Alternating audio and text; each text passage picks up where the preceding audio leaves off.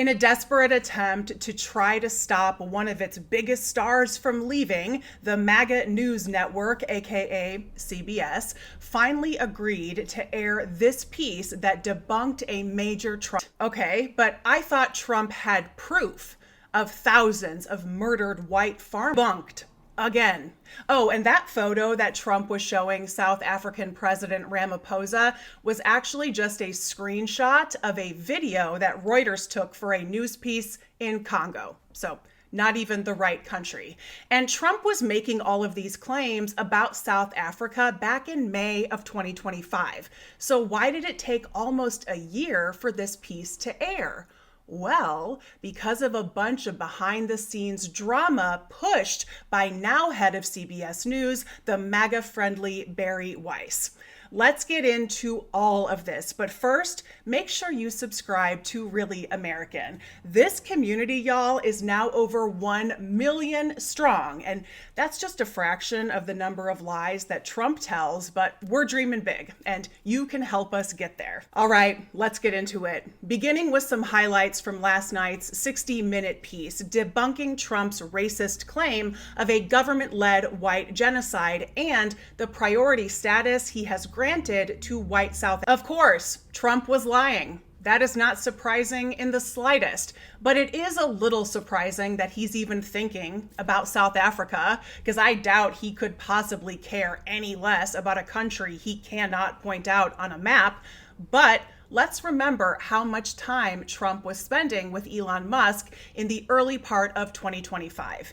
And because we know Trump fixates on the last thing he was told, when white supremacist Elon Musk was filling his head with all of this nonsense, Trump went full steam ahead. Welcome back. The AI chatbot Grok, created by Elon Musk's XAI, has been responding to queries with unrelated information about violence against white people in South Africa. An NBC News review of Grok's X account since Tuesday showed more than 20 examples of such responses, in which Grok mixed in comments about violence in South Africa to answers not related to the topic. In one example, a user asked Grok, "Where is this?" in reference to a photo of a walking path. The user didn't mention South Africa, and the photo does not appear to be from that country.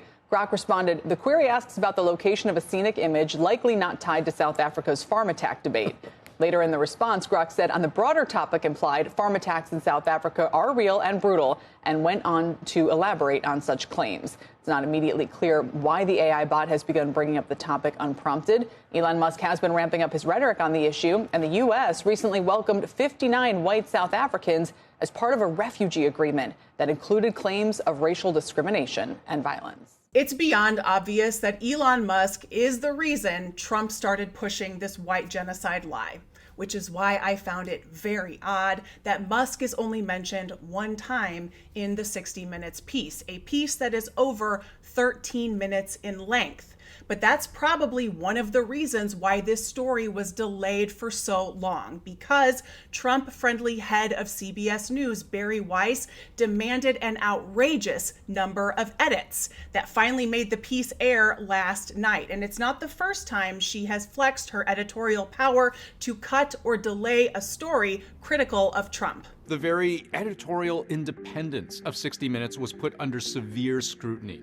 One of their reports, telling the story of a prison in El Salvador where Trump had sent immigrants to be jailed, it was pulled hours before air by opinion writer turned CBS News editor-in-chief, Bari Weiss, who is herself seen as a conservative voice, freshly parachuted into the helm of CBS News from her own publication, The Free Press, which often calls out the mainstream media and woke culture.